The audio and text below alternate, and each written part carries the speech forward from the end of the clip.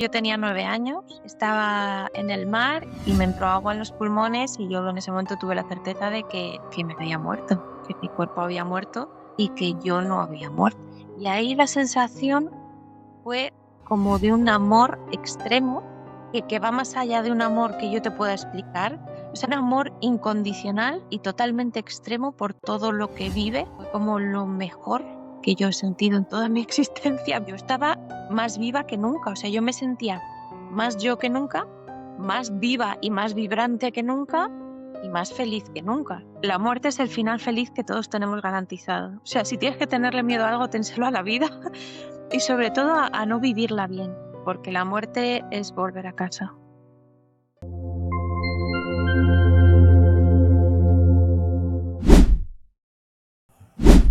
¿Qué ocurre después de morir? Nuestra invitada hoy asegura haber conocido la respuesta cuando tenía tan solo 9 años.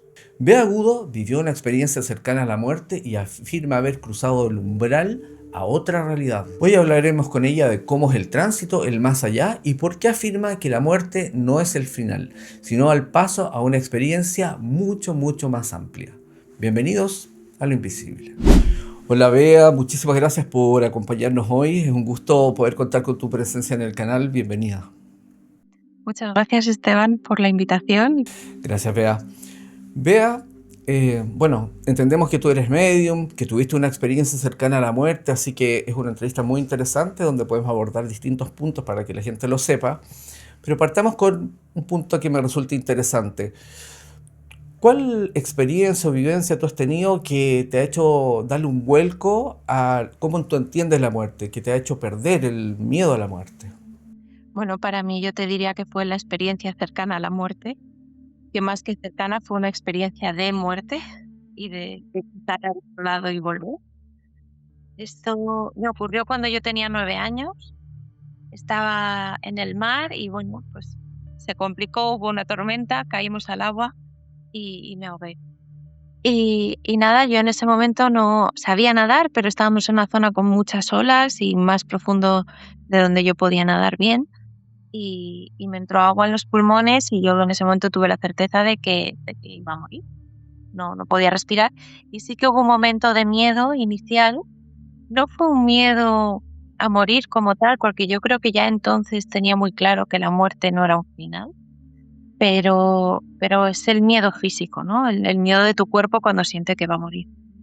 Pero eso duró muy poquito y después de eso fue como todo se quedó en negro. Hubo un efecto túnel, digamos, de la visión en la que yo me di cuenta de que dejaba de ver. Se quedó todo negro y lo siguiente que sentí fue nada, como absoluta paz. Y te diría unos segundos más tarde, pero realmente no tenía una sensación de tiempo. Pero bueno, un momento más tarde yo volví a ver. Pero era una visión diferente porque yo soy miope, yo llevo gafas de toda la vida y cuando yo estoy buceando debajo del agua yo sigo viendo borroso, ¿no? Y en aquel momento veía perfectamente nítido y veía como a todo mi alrededor, no solo hacia adelante como cuando vemos con los ojos, ¿no? Y me acuerdo que me llamó mucho la atención pues en la luz que entraba por el agua, estos rayos de luz que se ven cuando estás bajo el agua, las motitas de arena en suspensión, cómo se mueven, cómo dan destellos. Yo lo veía todo como con una nitidez que nunca he tenido en mis ojos físicos, ¿no? Y estaba claro que eso era algo más, el nivel de detalle, el color y de intensidad de todo. Y, y entonces yo fui muy consciente de que ya no estaba dentro de mi cuerpo estaba detrás de mí y yo podía ver todo porque estaba fuera. Entonces ahí fue cuando comprendí que me había muerto, que mi cuerpo había muerto y que yo no había muerto. Es decir, mientras tú tenías esta experiencia, tú tenías una visión de 360 grados, que es un relato más o menos habitual dentro de las experiencias cercanas a la muerte. Sí, de 365 grados y sobre todo con muchísima más detalle y nitidez de la que tengo incluso con las gafas ahora. Y cuando tú veías, porque esto también es una pregunta que te hago en función de los relatos de experiencias cercanas a la muerte, ¿Cómo veías los colores? ¿Los veías distintos? ¿Los veías más intensos? ¿Los veías más flúor? ¿Cómo los percibías? Los veía más intensos, no diferentes, o sea, eran los mismos colores que tiene, pero todo como más intenso y es muy difícil de explicar, pero si estuvieran vivos, como si estuvieran vibrantes, como si estuvieran vivos. Como que los colores tenían una energía propia, que tenían vida o algo así. Las cosas tenían vida. Sí, y sobre todo yo tuve una sensación, una percepción muy difícil de poner en palabras, pero yo sentía que había a mi alrededor una especie de membrana, como si fuera la membrana de un huevo, una cosa muy fina a mi alrededor, y yo sabía que esa membrana era lo que separaba lo que era yo como individuo de lo que era todo lo demás, ¿no? Entonces, a medida que yo estaba así, en ese estado, yo podía sentir como si esa membrana se estuviera diluyendo, difuminando, y, y según se iba difuminando, se iba haciendo más fina, yo empezaba a poder percibir lo que había al otro lado, que normalmente no percibes porque solo te percibes a ti mismo, ¿no? Pero yo podía percibir lo que había más allá de esa membrana, y lo que yo sentía era una presencia inmensa, que yo en aquel momento, no sé por qué, lo sentí como el espíritu del mar, y, y era como una cosa enorme y abrumadora y que venía hacia mí porque esa membrana se estaba deshaciendo. Y cuando tuviste esta experiencia y ya estabas en este estado, ¿cuál era la sensación general que tú sentías? ¿Era paz? ¿Era tranquilidad? ¿Era incertidumbre? ¿Cómo lo viviste? En ese momento era paz, sobre todo, y como mucho asombro, como cuando eres niño y ves algo mágico, como, ¿qué es esto que está pasando? Pero vivido desde un asombro, desde una maravilla muy grande, ¿no? Y entonces, cuando esa membrana se terminó de disolver del todo, y ahí fue cuando yo sentí que realmente morí, porque es como que yo dejé de ser ese ser individual que estaba ahí dentro. Fue como si toda esa energía, toda esa presencia entrara en mí a raudales, y entonces empecé a sentirlo todo. Empecé a sentir el propio mar, que era como era un ser propio, era como una consciencia, por eso yo lo sentía como el espíritu del mar, el mar estaba vivo, y luego podía sentir todos los otros seres que estaban en el mar en ese momento, todos. Los peces, todos los animales, las plantas, las algas, incluso las personas que estaban en la playa, yo las podía sentir. Y era muy consciente de que éramos todos la misma cosa. O sea, éramos todos esa energía, ese alma, no era diferente. Es como que cada uno estaba en su cápsula individual o en su cuerpo de pez o de persona, pero éramos todos lo mismo. Y ahí la sensación fue como de un amor extremo, que va más allá de un amor que yo te pueda explicar. O sea, no es un amor de afecto, de apego, es como una comunión, una unión y un amor incondicional y totalmente extremo por todo lo que vive, por todo lo que es ese alma, y, y eso fue como lo mejor que yo he sentido en toda mi existencia, viva o muerta, ha sido ese amor. Sí, lo del amor incondicional, indescriptible, inefable, es un relato bastante frecuente en las experiencias cercanas a la muerte. Justo te iba a preguntar eso precisamente y te adelantaste, pero está muy bien. Mientras tú estabas viviendo esta experiencia como niña de 9 años, ¿tú tenías conciencia que estabas muriendo, que estabas dejando este mundo, o eso ni se te pasó por la cabeza? Y lo otro que te quería preguntar, ¿pensaste en alguien más, en tus padres? ¿Sentiste apego por algo? ¿O estabas entregada a la experiencia, vivirla libre y completamente desapegada? Sí, yo pensé en mis padres antes de morirme. O sea, en el momento en el que yo estaba en el agua, que me estaban dando vuelta a las olas, y yo noté como el agua me entraba en los pulmones y me quemaba, y yo ahí supe que me iba a ahogar porque sabía que agua en los pulmones no, no era buena señal. Eh, Ahí pensé en mis padres, porque además mis padres no estaban allí, yo estaba de vacaciones con unos amigos. Y pensé, me dio como un pinchazo de mucha tristeza de no les voy a volver a ver. Ahí sí lo pensé. Pero una vez ya pasó ese umbral en el que todo se queda negro, todo se pausa y luego empiezo a percibir de otra manera y yo ya estoy fuera de mi cuerpo, ahí ya no pensé en nadie más. No. No a nivel individual, o sea, lo que sentía era eso, esa conexión con todo y era como una expansión y como una euforia. Yo era consciente de que estaba muerta, pero es que no, es que la palabra muerta es como que se queda muy corto porque lo que estaba muerto era mi cuerpo, pero yo no estaba muerta. Yo estaba más viva que nunca, o sea, yo me sentía más yo que nunca, más viva y más vibrante que nunca y más feliz que nunca. Entonces, la palabra muerta como que no me encaja con ese concepto, ¿sabes? Claro, en el fondo sentiste como esta integración con el todo, fue como esta experiencia de ser parte de todo y fusionarte con todo, una experiencia maravillosa. Sí, y como sentir como una especie de reconocimiento de sentir, ah, claro, esto es. O sea, como, como si, es que es muy difícil de explicar, como si tú te olvidas de algo y luego te acuerdas. Y esa sensación de, ah, ostras, esto, ¿no? Pues esa sensación, pero multiplicada por 1000, de reconocimiento, de decir, ah, claro, esto soy yo, esto es lo que es, esta es la realidad. Y de repente es como si lo otro hubiera sido una especie de sueño o algo así, porque lo verdaderamente real que tú sientes es ese momento. Claro, sí, sí, eso ocurre. En el fondo fue como la sensación de esto yo ya lo he vivido, no, me es familiar, lo conozco, entiendo de qué se trata, ¿no?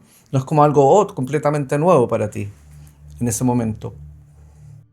Eso es, o sea, es como cuando vuelves a tu casa o a tu casa de infancia, o sea, el lugar más familiar que haya para ti en el mundo es parecido a eso. Entonces, inmediatamente bajas la guardia, te relajas y dices, ah, vale, ya estoy aquí en casa, no hay ningún tipo de extrañeza o ni de miedo, por supuesto que no. Y en esta experiencia tú no viste ningún ser que a veces se menciona, ¿no? Algún familiar o sentir alguna presencia que tuviera vínculos contigo de alguna forma. A ver, yo no tenía percepción del tiempo cuando estaba ahí. Era como que iban pasando cosas, pero no había una sensación de tiempo. Pero realmente en el tiempo físico fueron unos pocos minutos, porque a mí enseguida me sacaron del agua y me reanimaron, ¿no? Entonces, no sé si es que no vio tiempo a que pasara nada más o que no era esa la experiencia que yo tenía que tener.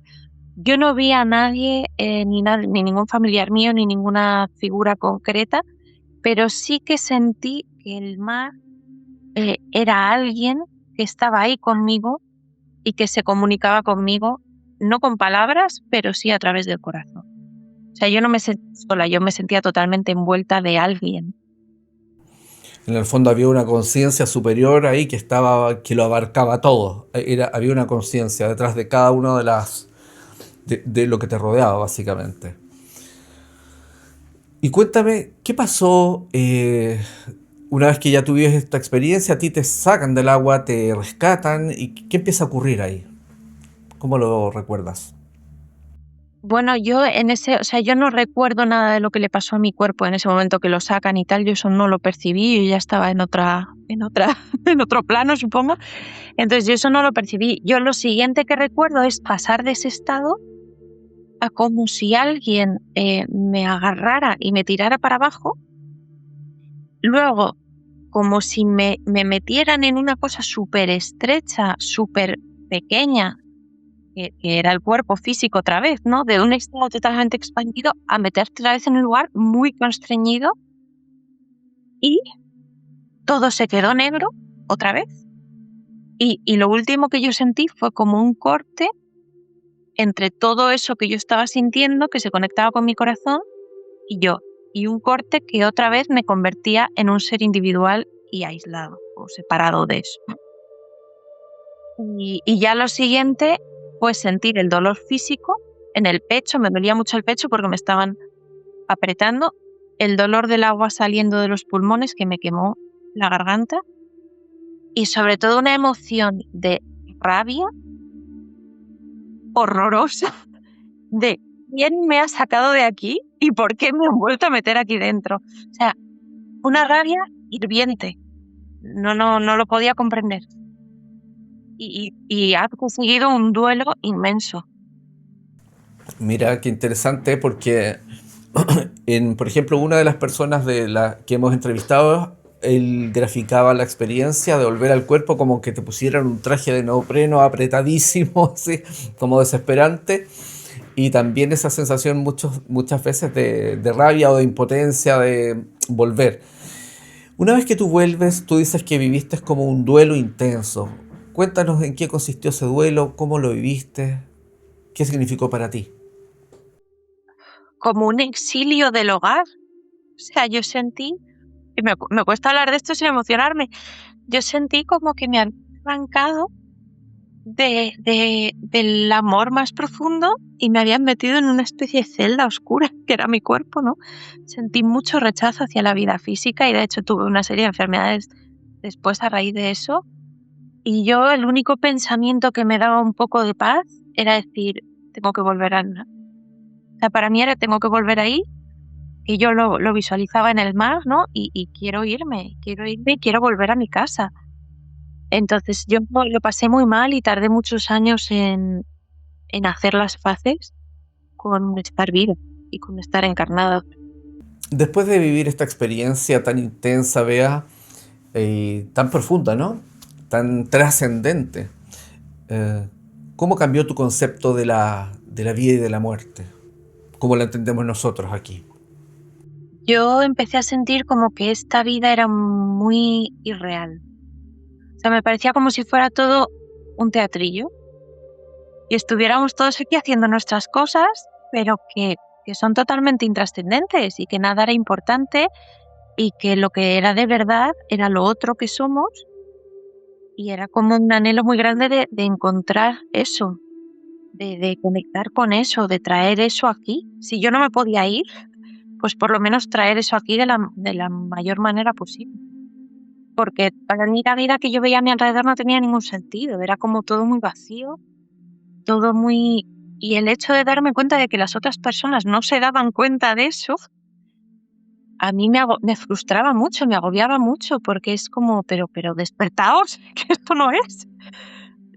Claro, yo tenía una mentalidad que eras que no de niña, ¿no? Entonces es como, ya a medida que he ido creciendo lo he ido colocando de otras maneras y yo ahora pienso que esta vida es un regalo inmenso. Pero en aquel momento, después de una experiencia tan fuerte, lo que yo pensaba era eso.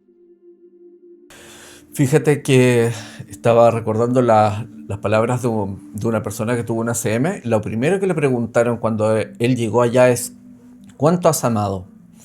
Y eso tiene que ver un poco con lo que tú planteas, porque tú decías como traer un poco lo de allá para acá, ¿no? Esa experiencia para acá. Y esa experiencia es amor en su estado puro, es lo máximo, ¿no? En plenitud, es amor puro. Es como traer el amor acá. Quizás ese es el objetivo de estar aquí, ¿no? Es como traer el amor, realmente, entregar el amor. Sí, totalmente. Yo me di cuenta de que la manera de estar cerca de aquello era traer ese amor aquí. Y yo lo que sentía es que me habían mostrado el fondo. Yo ya había sentido ese amor, porque además cuando tú estás ahí no es que solo recibas ese amor, es como se suele entender que es como te envuelve un amor enorme. No, es que tú también lo eres y tú también lo emites. Entonces yo ya sabía cómo se sentía emitir ese amor. Y entonces es como que intentar emitir ese amor como ya sé cómo es, ya lo he tenido dentro, ya lo puedo replicar en la medida humanamente posible, irradiarlo al máximo número de personas que pueda para acercar eso aquí y que otras personas puedan sentir lo que yo he sentido. Cuando tú estabas aquí después de esa experiencia, ¿sentiste que estábamos como súper limitados, como muy seteados, como que podíamos, como teníamos muy poca capacidad, como muy en el metro cuadrado, muy... No solo en el cuerpo físico, sino que también en las capacidades de poder quizás hacer cosas o como como esa sensación como de, si tengo que ir a tal lado, tengo que caminar y llegar y toma tiempo y es lento. ¿No sentiste esa sensación? Sí, totalmente. De muchas maneras. El tiempo que toma el moverse, simplemente, o el esfuerzo que cuesta el moverse. Cuando estás en el estado sientes que puedes moverte libremente en todas direcciones casi instantáneamente solo con pensarlo. Eso por un lado. Por otro lado, se me hizo muy difícil como los procesos del cuerpo, o sea, el comer, el dormir, era como, no, esto no, no tiene sentido. Luego el hablar, porque ahí la comunicación es instantánea y es telepática. Entonces, el tener que hablar con alguien, buscar qué palabras cojo, en las palabras ya se pierde significado. Luego el otro, de lo que yo le digo, lo que él entiende.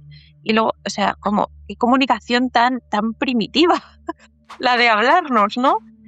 Y también sentir que hay un montón de cosas que podemos hacer y que nuestro cuerpo no hace. Como, yo qué sé, no sabía decirte, mover energía con las manos, sanarnos, un montón de capacidades, digamos, que se tienden como mágicas, pero que realmente a nivel de alma yo creo que podemos hacer. Y es una cosa muy natural para un alma. Entonces, que el cuerpo no lo sepa hacer me resultaba muy extraño y muy limitante. Sí. Cuando tú ya te incorporas a esta vida viviendo este proceso de duelo, ¿tú compartiste tu experiencia con por ejemplo, con tus padres, con tu familia, con tus cercanos o lo guardaste para ti?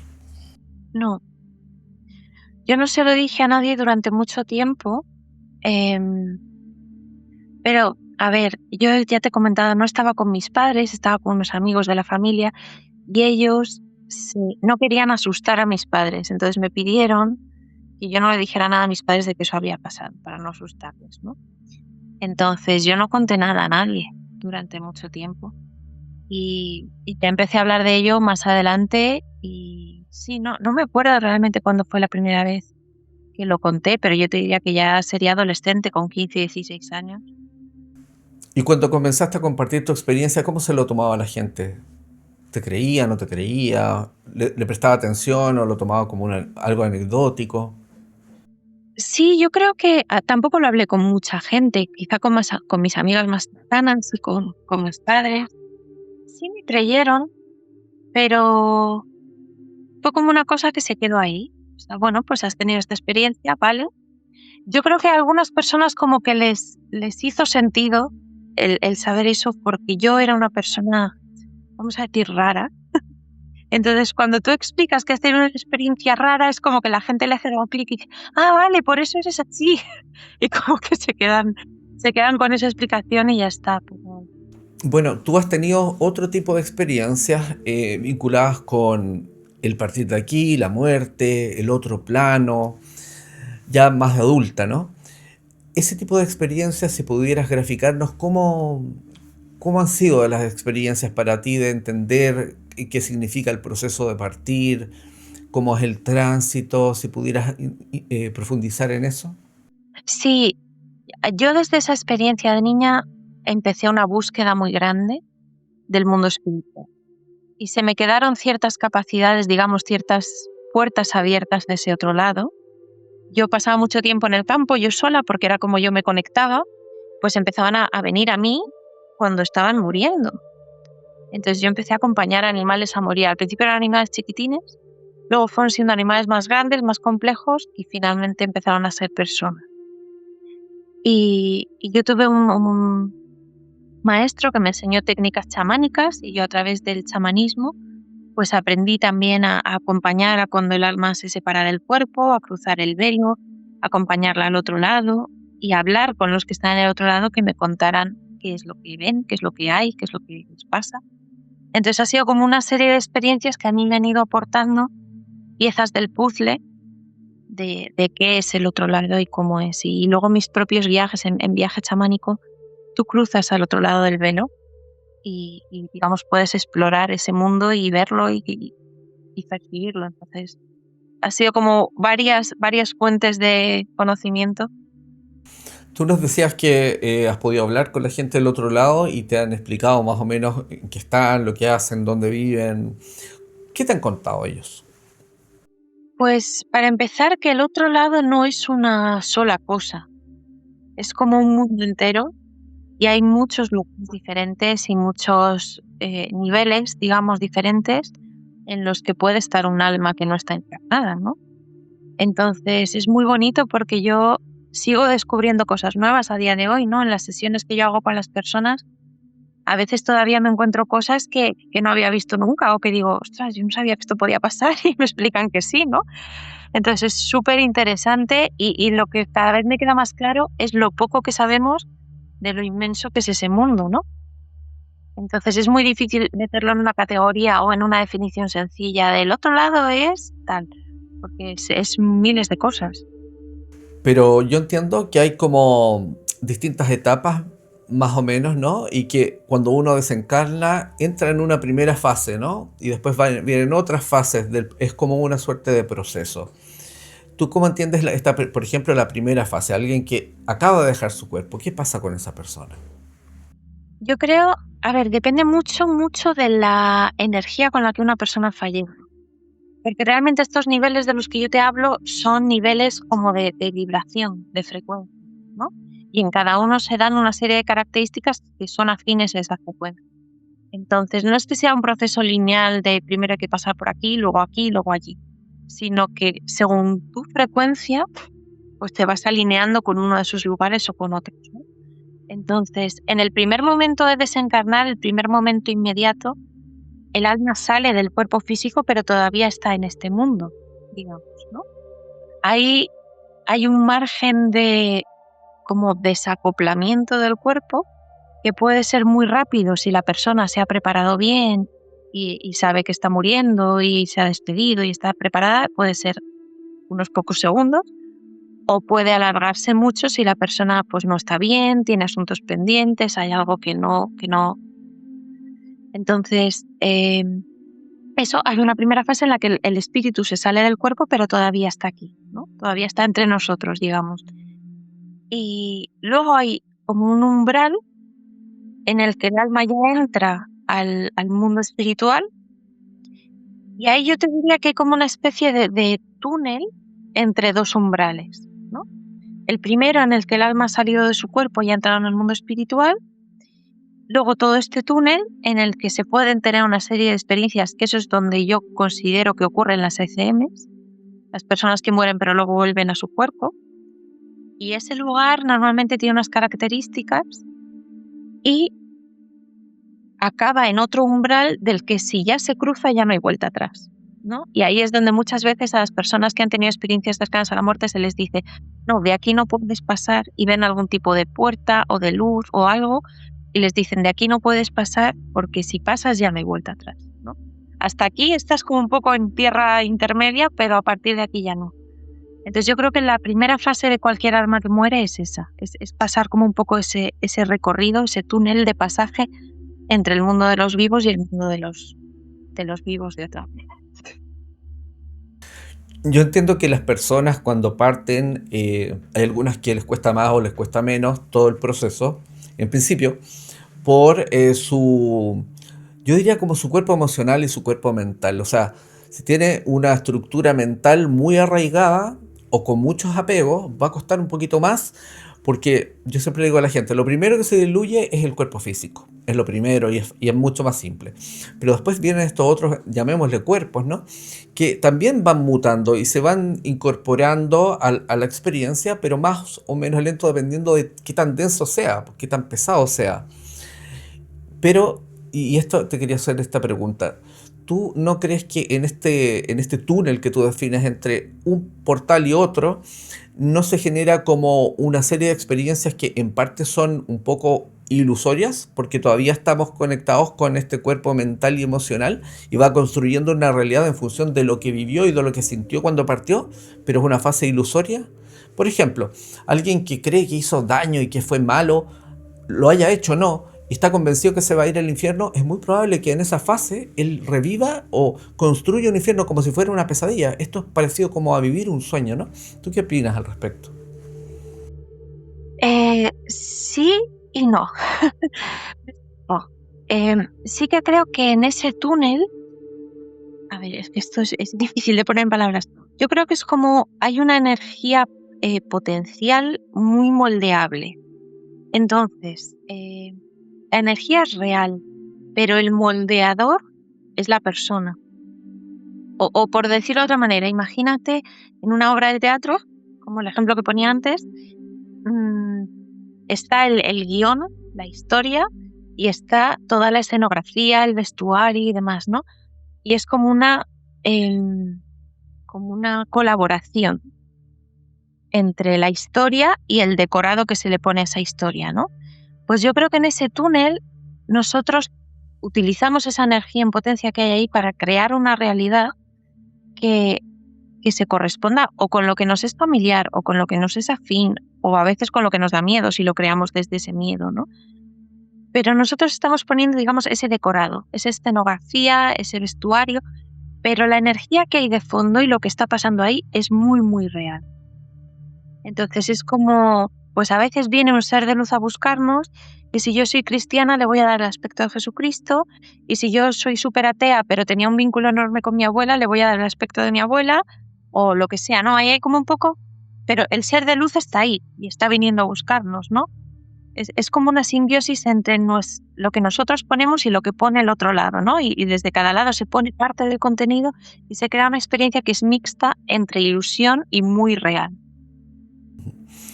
Claro, claro. Sí, sí, me hace completo sentido. Es que yo me acordaba, por ejemplo, no sé si viste o leíste el libro de Nuestro Hogar o viste la película esa de Chico Xavier. Bueno, ahí explica que la persona estuvo un buen tiempo en una zona así como que lo definen como umbral, una zona oscura, un poco densa, ¿no? Y finalmente es asistido. Vienen como del mundo espiritual y lo asisten y lo sacan de ese estado. Yo siempre he interpretado eso como si él estuviera con sus propios demonios y conflictos construyendo una realidad y de repente ya has pasado mucho rato aquí, vamos, sal de ahí porque estás como ya suficiente. ¿Entiendes? Es como cuando alguien está viviendo una pesadilla, está durmiendo, no está claro, y de repente tú estás despierto al lado y le dices, ya lo voy a despertar porque lo está pasando muy mal. ¿Te fijas? Y ahí es como tomar conciencia de esta realidad o esta nueva realidad, ¿no? Sí, yo creo que es bastante así. Para mí ese nivel, parecido al que sale en la película, más oscuro o más difícil o con sus propios demonios, es lo que yo llamo el bajo astral, que es como, pues dentro de este otro mundo del que hablamos, en el que hay niveles, los niveles más bajos, pues tienen esa connotación, tienen esa energía pues más oscura, más densa, más pesada, más pegajosa, más, no sé, sucia, de alguna manera, ¿no? Y más desagradable. Entonces, las almas que en el momento de morir están en ese tipo de emociones, que son emociones de muy baja vibración, como pueden ser o tener mucho miedo, o tener rencor, resentimiento, amargura, ese tipo de emociones tan de baja vibración. Es muy probable que lo primero que generen de ahí sea una experiencia de ese estilo, ¿no? Y, y al igual que hay seres de luz, hay otro tipo de seres de no tanta luz que intentan aprovecharse de eso. Entonces, sí que hay lugares o planos en los que esas almas se pueden quedar un poco enredadas. Pero lo que es verdad que es, al igual que se saca en la película, siempre hay asistencia para sacarlos de ahí. Siempre, o sea, no se abandona a nadie a su suerte en ese lugar. Incluso si inicialmente estás ahí, siempre va a haber asistencia para sacar.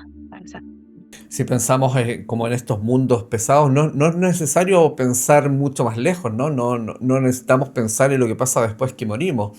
Es cosa de ver lo que ocurre acá, por ejemplo, no sé, se me viene a la cabeza todo el mundo narco en México, que es como muy pesado, es como eso en la tierra, ¿no?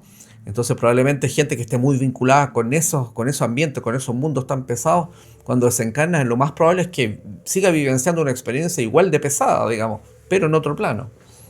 Si es que no es tan diferente realmente de la energía que hay en la Tierra, no tiene parte material y eso tiene una serie de diferencias, ¿no? Pero el sentimiento es, pues, en los peores. Mira, a mí esto va a sonar como un poco extremo, pero a mí lo que más me recuerda al bajo astral es el metro de Madrid. O sea, cuando estás en esos túneles oscuros con tanta gente amontonada, que sabes que estás a no sé cuántos metros bajo tierra, que no ves el sol, no ves una, y toda la gente está cansada porque está yendo al trabajo o volviendo del trabajo y todo el mundo está molesto de tener que estar ahí apretujado. Esa energía que se crea ahí para mí es como lo más parecido en el mundo físico al bajo astral. Y bueno, estuvimos hablando de este, ¿no es cierto?, como túnel, ¿no? Que tú defines como túnel, donde hay dos portales, llamémoslo así. ¿Tú tienes idea qué pasa qué hay al otro lado del último portal que normalmente la gente dice, llegué hasta la luz y me dijeron que no podía pasar? Otros casos apareció Jesús y me dijo que no era mi momento. Hay uno que dijo que le había hecho así de niño, le sonrió y le hizo así. Hay otros que aparece un familiar y le dice tienes que volver. ¿Qué hay al otro lado? Al otro lado, a mí me han dejado asomarme, pero tampoco me han dejado estar plenamente, porque si llegara hasta allí plenamente ya no vuelvo, ¿no? Entonces, digamos, me han dejado asomarme. Yo puedo hablar desde esa experiencia mía y desde lo que me cuentan los seres con los que hablo que están allí. Es como si fuera otro mundo, prácticamente, ¿no? Tiene sus zonas más naturales, tiene sus zonas más tipo ciudad, tiene sus hospitales para almas, por ejemplo, para las almas que a lo mejor han muerto después de una enfermedad larga o que han tenido algún tipo de trauma, se les sana también los cuerpos energéticos para que el alma pueda continuar limpia, digamos, de toda esa carga que se ha puesto. Y hay lugares de aprendizaje, hay escuelas. Comentaba en otra entrevista que me hicieron hace poco que hay incluso como edificios administrativos, o sea, lugares donde las almas se organizan para planear cosas o para gestionar contratos de alma o ese tipo de cosas, ¿no? Y lugares de gestión, por así decirlo, y de qué ayudas envía la tierra o tal, todos esos son lugares, digamos que son lugares en los que se reúnen frecuencias. Si son frecuencias de sanación, se va a manifestar un lugar que sea como un hospital. Si son frecuencias de aprendizaje, se va a manifestar un lugar que sea como una escuela. Si son frecuencias de organización, se va a manifestar un lugar que es como una oficina. O sea, es decir, que podríamos entender que es un mundo muy similar a este, en ese sentido, mil veces mejorado, digamos, con otro tipo de energía, donde las prioridades son otras. Pero también hay una estructura administrativa, hay una organización, probablemente haya gente o conciencia o entidades, como queríamos llamarlo, que son más evolucionados y quizás tienen roles más de responsabilidad que otros, ¿no? Dentro de esta estructura. Eso es, hay espíritus más elevados, más grandes, que abarcan más energía y digamos son un poco los que están a cargo, serían como los directores de departamento, ¿no? Los que están un poco a cargo, pues el de la sanación de la tierra, el aprendizaje, el de guardar las memorias de la tierra, lo que se llaman los registros acásicos, que es como una biblioteca en la que se registra toda la información. Entonces sí, hay como distintos estratos o jerarquías de seres, no en el sentido que sean mejores o peores, sino de la potencia que tienen o lo que pueden abarcar. ¿Y no te pasa a ti, no tienes la impresión que cuando nosotros cruzamos tu umbral, esta primera fase, ¿no? O sea, después que pasamos este como túnel que tú le dices, primer umbral, segundo umbral, o primera portal, segundo portal, tú pasas, ya no puedes volver porque ya pasaste el segundo portal y entras a este nuevo mundo que es muy parecido al mundo que nosotros vivimos, pero muy mejorado, probablemente mucho más tecnológico si lo viéramos así o con otras capacidades, que se vive en una armonía muy distinta, pero después puede que hayan como otros portales donde tú pasas a otros niveles, a otros mundos, donde quizás son mucho menos materiales, son menos parecidos a este, son más espirituales, donde los trabajos que se hacen ahí son mucho más globales y así quizás hay otro portal y pasas a otro estado donde ya prácticamente no hay materia y es otro tipo, es conciencia pura y ahí vas avanzando. ¿Cómo lo ves tú? Porque yo lo siento así, ¿ah? Sí, yo creo que es así totalmente. Yo creo que esta primera parte, que es más similar a la Tierra, es como un poco lo que se llama la vida entre vidas. O sea, en el viaje del alma, pues desencarna, va a este lugar y a lo mejor se sana, vuelve a ver a sus seres queridos, descansa, disfruta, se recarga, revisa su vida, entiende qué es lo que hizo mal, qué es lo que hizo bien, aprende cosas nuevas y llegado a un punto se organiza para volver a encarnar.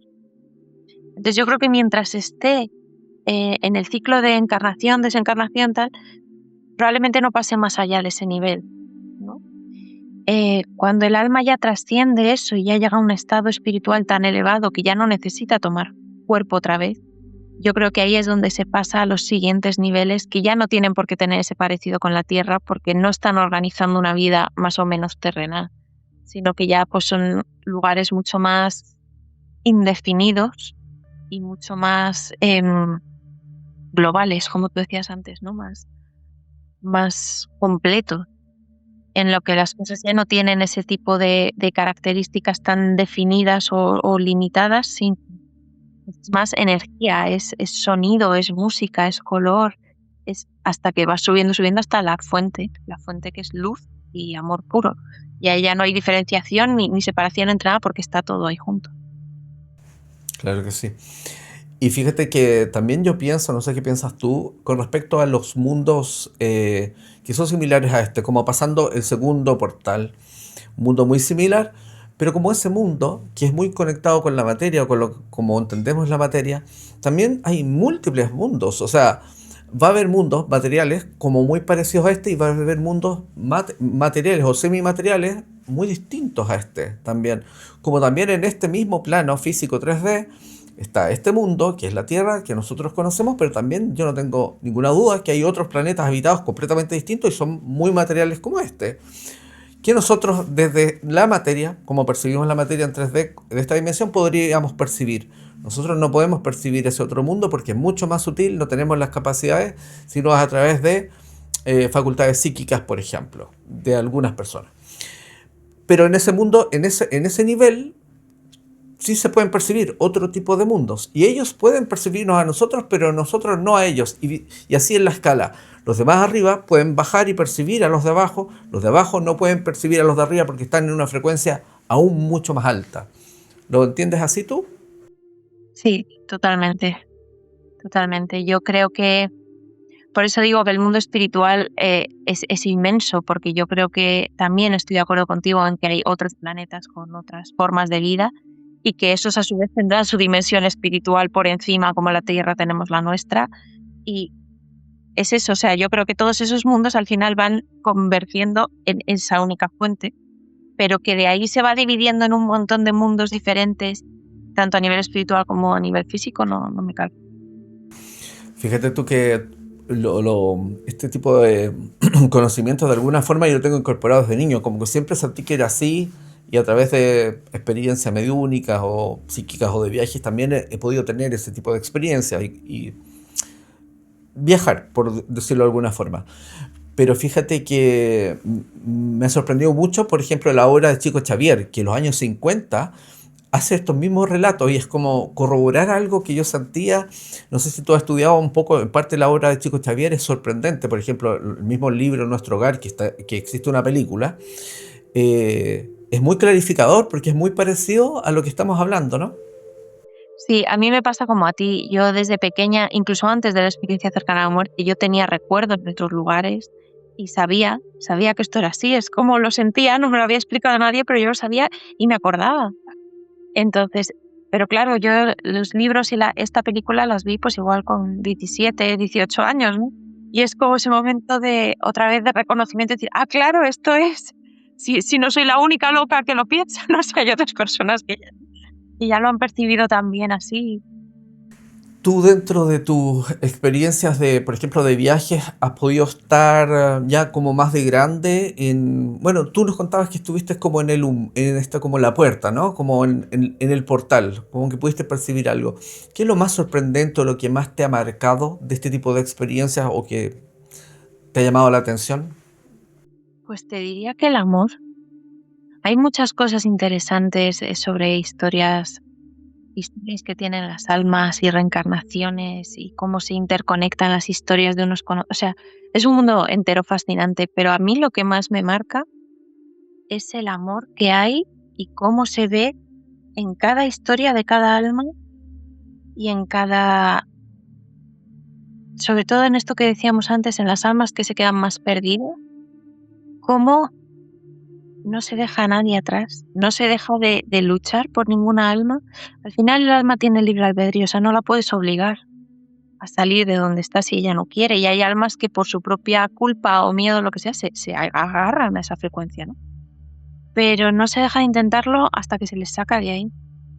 Y para mí eso me parece no sé, me parece lo más bonito del mundo. Es como esa garantía de que hay un amor tan inmenso que te conoce y que jamás te va a dar la espalda pase lo que pase.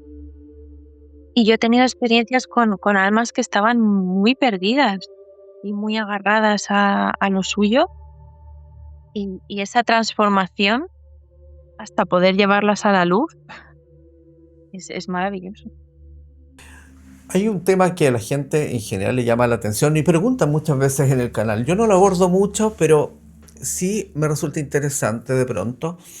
¿Qué pasa con las almas de los animales? Si entendemos que los animales tienen almas, yo entiendo que sí. Bueno, todavía hay quienes dicen que no, pero ¿qué pasa con eso, con los animales cuando parten? ¿Existe un mundo para los animales? ¿Cómo lo entiendes tú? Sí.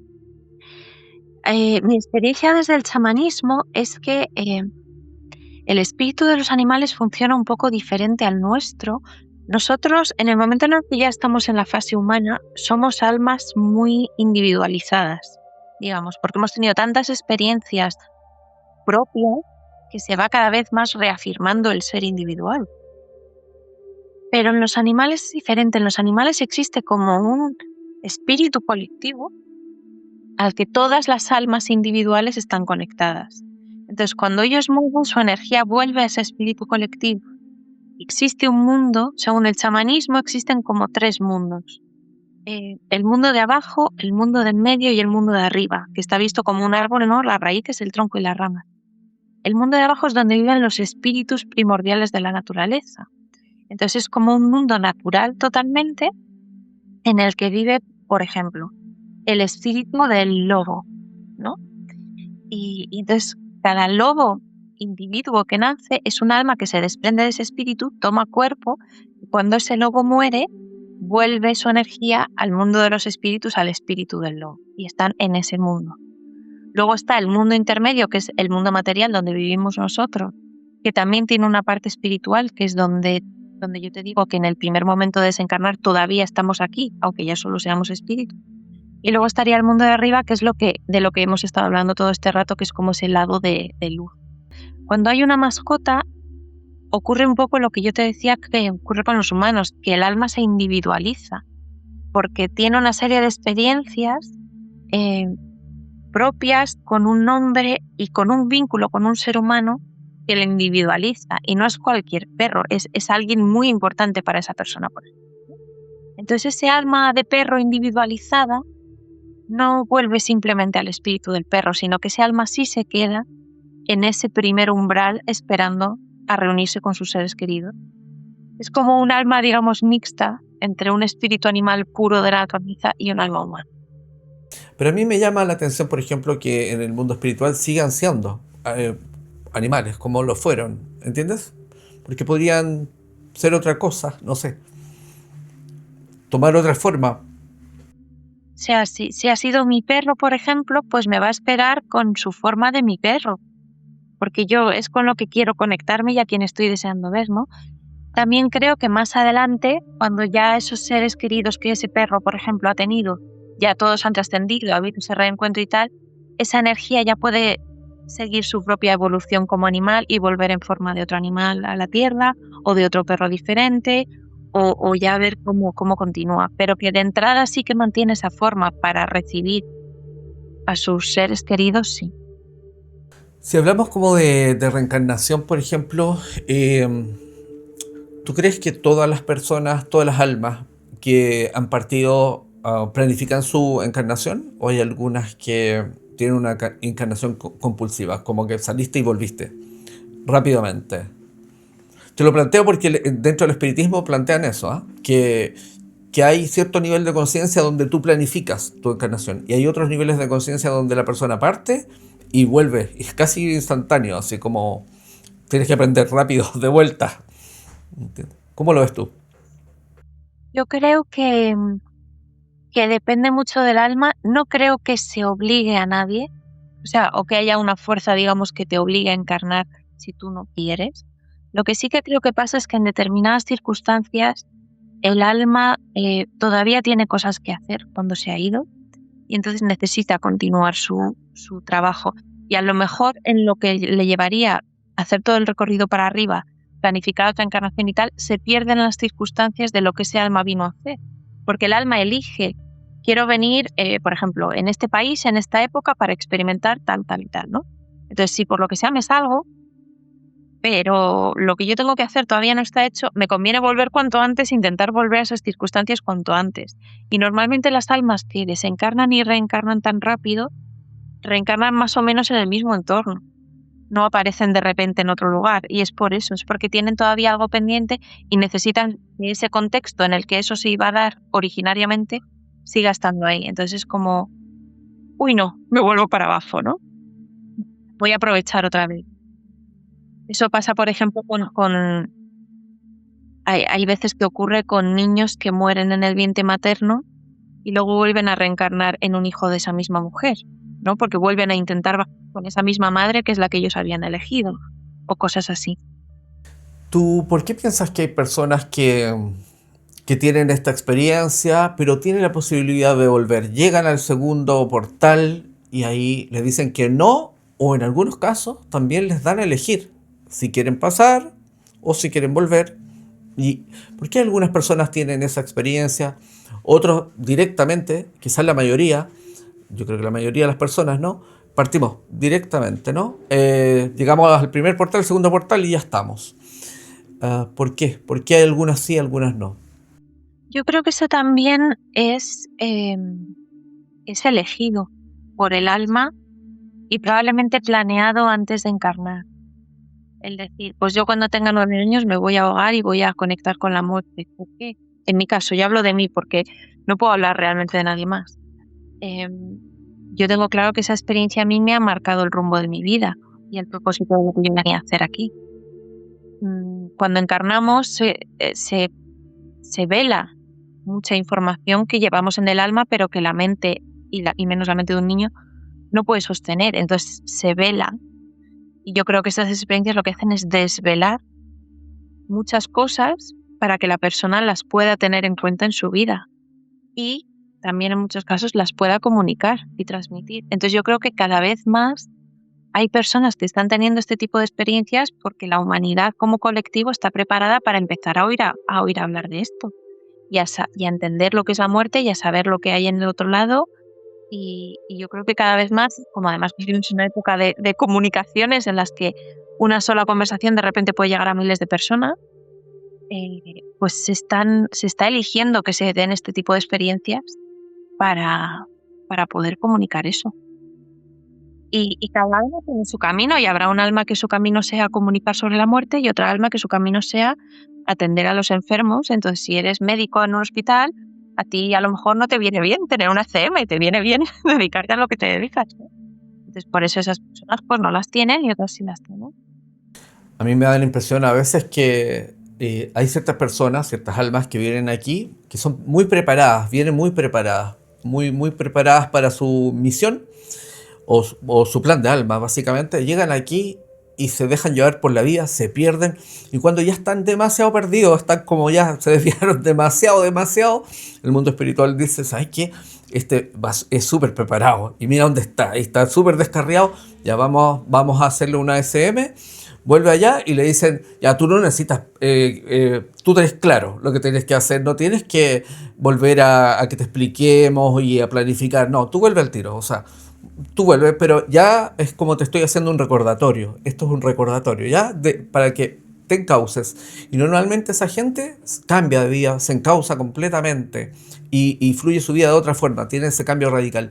Y también, ¿por qué lo digo? Porque hay varias personas que tienen SM que han sido muy perceptivos y muy sensitivos de niños y después tienen su SM, muchas veces de adultos, pero estaban completamente perdidos y vuelven, tienen su SM y más encima su sensibilidad se potencia, ¿entiendes? Entonces por eso yo creo que hay algo de eso también. Sí, yo también creo eso. Creo que en algunos casos es como una especie de intervención divina para reconducir el rumbo y decir, que te vas, que por ahí no es. Acuérdate de donde tú querías estar, ¿no?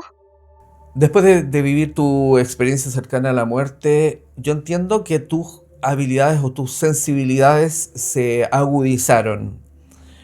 ¿Eso no te generó como perturbación al comienzo? siendo tú preadolescente, adolescente y vivir como esta sensibilidad agudizada? Sí, a ver, yo ya tenía esas sensibilidades de antes de la experiencia. Entonces no fue algo totalmente nuevo o ajeno para mí. Fue como una amplificación. Sí se me hizo raro, me costaba conectar con las personas porque eso, yo podía ver su alma, hay muchas cosas que puedo ver cuando miro a alguien, ¿no? Y vivimos en un mundo muy falso. Entonces, cuando tú estás viendo la verdad y la persona te está contando otra historia o te está mintiendo directamente o te está poniendo una sonrisa pero tú la ves que tiene el corazón roto, es difícil el saber gestionar eso y bueno, pues yo no supe hacerlo al principio, ¿no? Y yo pues veía unas cosas, percibía unas cosas, había otras, pues fue unos años de adaptación, de saber qué es esto que está pasando, cómo lo comparto, cómo lo gestiono, pues a veces yo lo comunicaba de la mejor manera que sabía, que a veces no era tampoco la manera correcta, ¿no? Pero bueno, con el tiempo y sobre todo con ayuda de los espíritus de la naturaleza que me fueron enseñando a colocar cada cosa ya. Ahora practica esto y cómo puedes cerrar también tu percepción en distintos momentos, porque por ejemplo, como te decía antes, en el metro de Madrid, como tengas la percepción abierta, o sea, es tal input de energía, de sensaciones, de emociones y tan negativa muchas veces, que es insoportable, ¿no? Entonces el aprender a hacer eso sí que ha sido un camino. Viviendo este periodo como preadolescente y después adolescente, con tu sensibilidad potenciada, ¿no tuviste un momento en que te descarriaste un poco, te rebelaste, te pusiste una chica rebelde, quisiste ser como todos, muy normal y después como que finalmente la vida te vuelve a encauzar? Sí, sí. Sí, hubo un momento así después de una experiencia de conexión espiritual muy fuerte que no supe gestionar y que acabó muy mal. Yo me enfadé mucho y dije, bueno, pues ya está bien, esto yo no quiero saber ya nada de esto y tal. Y sí que tuve ahí 2 años como de oscuridad, digamos, de noche oscura del alma en la que yo le di la espalda a todo esto, pero me puse tan enferma, Esteban. O sea, mi cuerpo no podía con darle la espalda a eso, me puse muy, muy enferma y tuve fibromialgia, que era mi cuerpo respondiendo a ese dolor de alma, y me diagnosticaron la fibromialgia y me dijeron, no, esto ya es crónico, es de por vida, te vas a quedar así. Y ahí en ese momento algo dentro de mí se despertó y dijo, no, no puede ser. Y a partir de ese diagnóstico fue como un poco mi toque de atención y volví a mi camino y efectivamente todo eso desapareció, ¿no? Sí, sí. Yo siento que las personas que tienen cierto tipo de sensibilidades, aunque quieran como darle la espalda o hacer vista gorda, de una u otra forma vuelve a tu vida. Es como yo siento que es parte de lo que uno viene a hacer acá, o de lo que uno trae por hacer. Sí. Y uno lo puede causar de distintas formas, pero siempre como en el mismo campo, ¿no? Yo entiendo que es así. Interesante. ¿Tú qué le dirías a alguien para que pueda entender cuál es su plan de alma? Porque mucha gente se pregunta eso, ya, ok, pero yo estoy súper perdido, no sé qué vine a hacer acá, ¿cómo puedo encauzarme, no? Yo te diría que en el fondo todo el mundo sabe cuál es su plan de alma, solo que muchas veces no se permite saberlo porque no le encaja en sus propios esquemas. Es decir, un plan de alma pueden ser muchas cosas. La gente muchas veces lo interpreta como un trabajo, ¿no? Mi plan de alma tiene que ser saber a qué me tengo que dedicar. Y hay almas que su plan de alma no es un trabajo, y su trabajo da igual el que elijan, porque su plan de alma a lo mejor es formar una familia o cuidar de la naturaleza o cualquier otra cosa, ¿no? Entonces, muchas veces la propia mente racional la que te impide conectar con tu plan de alma porque estás tan obcecado buscando una respuesta concreta que estás obviando una respuesta que tienes aquí porque estás buscando la que está aquí, ¿no? ¿Cómo sabes lo que algo está conectado con tu alma? Ya no voy a decir específicamente el plan de alma, pero ¿cómo sabes que algo está conectado con tu alma? Porque lo sientes. No lo sabes, lo sientes en el corazón. Es cualquier cosa que te expanda, que tú sientas que te carga de energía, que te hace sentirte muy tú, que te hace sentirte feliz independientemente de tus circunstancias externas y que te llena de amor y que te hace querer compartir ese amor de la manera que sea. Si tiene esas características es que eso viene de tu alma. Entonces, si empiezas a seguir esas sensaciones, te van a acabar llevando al plan de alma.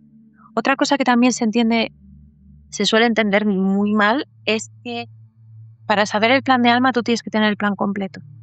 O sea, pues yo he venido a esta vida a ser médico, a irme de misiones a África y a curar la malaria.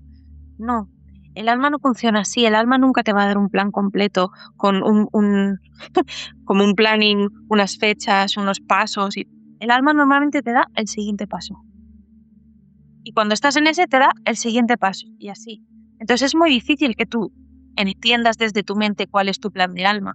Pero lo que sí que es mucho más fácil es que tú en este momento concreto te conectes con tu sentir y digas, ¿cuál es mi siguiente paso? ¿Qué me está pidiendo mi alma que haga ahora? Yo creo que si somos honestos y le dedicamos ese momento en silencio, casi cualquier persona te sabe contestar. Siempre es como conectar con el corazón. Yo siempre pienso que esto es como estar en un bosque, no sabes para dónde está norte y sur, y la única brújula que te marca, lo que te indica algo, es el corazón. O sea, la brújula del corazón, lo que tú sientes, que te apasiona, que te gusta, que te mueve, que te remueve de adentro, dejando la cabeza de lado, que eso es muy importante, dejando la cabeza de lado, porque a veces la cabeza nos engaña. O sea, vivimos en una sociedad donde te muestran todo el tiempo que tener mucho dinero te tiene que mover el corazón. Pero, y eso es ambiguo, ¿no? Porque quizás no va por ahí. Es lo que te mueve el corazón. Y si tú funcionas desde ahí, eh, estás sintonizando con lo que tu alma quiere, básicamente, porque la expresión del alma es esa, ¿no? Eso es. Es conocer tu propio corazón y aprender a escucharlo. Saber diferenciar también qué es corazón y qué es apego. Porque a veces digo, no, yo quiero hacer esto porque es que es lo que se espera de mí y yo tengo tanto apego puesto con eso que es lo que siento que... Pero de verdad lo sientes, o sea, ¿lo sientes desde tu amor o lo sientes desde tu ansiedad de conseguir algo? ¿No? Aprender cómo funciona tu propio corazón y cuándo habla de una manera y de otra es aprender a usar esa brújula del alma que todos tenemos. ¿Tú qué le dirías a alguien que le teme a la muerte? Que le tiene terror. Hay mucha gente que tiene terror a morir. ¿Tú qué le dirías a esa persona? Yo le contaría mi experiencia, pero al final mi experiencia es mía y esa persona no la ha vivido en carne propia. Te diría, es que vuelvo todo el rato a lo mismo, pero es que en realidad es el núcleo de todo. Te diría que piense en el amor, que piense en el amor que siente por sus seres más queridos o por las cosas que más ama y que piense si de verdad cree que eso se puede destruir. Porque el amor es la mayor prueba que tenemos en este mundo de que existe otro. Y como dicen en la película de Interestelar, el amor es el único fenómeno que no tiene un sentido lógico y que aún así tenemos aquí, lo podemos ver y comprobar y sentir. Entonces, si tú de verdad te das cuenta del amor que tú eres capaz de sentir, te vas a dar cuenta de que eso no depende de un cuerpo físico. Y que aunque esa persona se muera, tú la sigues queriendo, con lo cual hay algo que trasciende a esa muerte. Y a través del puente del amor, todos podemos conectar con que somos algo más que eso. Le diría, no hay nada que temer. La muerte es el final feliz que todos tenemos garantizado. O sea, si tienes que tenerle miedo a algo, ténselo a la vida y sobre todo a no vivirla bien. A no vivirla bien, porque la muerte es volver a casa y no hay nada que temer de eso. Bea, muchísimas gracias por haber estado hoy con nosotros. Ha sido realmente un gusto compartir contigo, conocerte. Yo no te conocía, ha sido un placer y espero que nos veamos en una segunda oportunidad más adelante. Hay muchas cosas que podemos compartir aquí. Gracias por estar hoy aquí. Lo mismo digo, ha sido un placer conocerte, escucharte también a ti, que tienes mucha sabiduría, y compartir este ratito. Gracias, Bea. Y quiero darles las gracias a todos ustedes por habernos acompañado hoy. Y si les ha gustado la entrevista con Bea, compártanla, denle me gusta, suscríbanse al canal si no lo han hecho y así podemos expandir estos mensajes a muchas más personas. Los leo en los comentarios y nos vemos en el próximo episodio. Chao, chicos. ¿Viviste una experiencia cercana a la muerte? ¿Te gustaría compartirla en el canal? Escríbenos al correo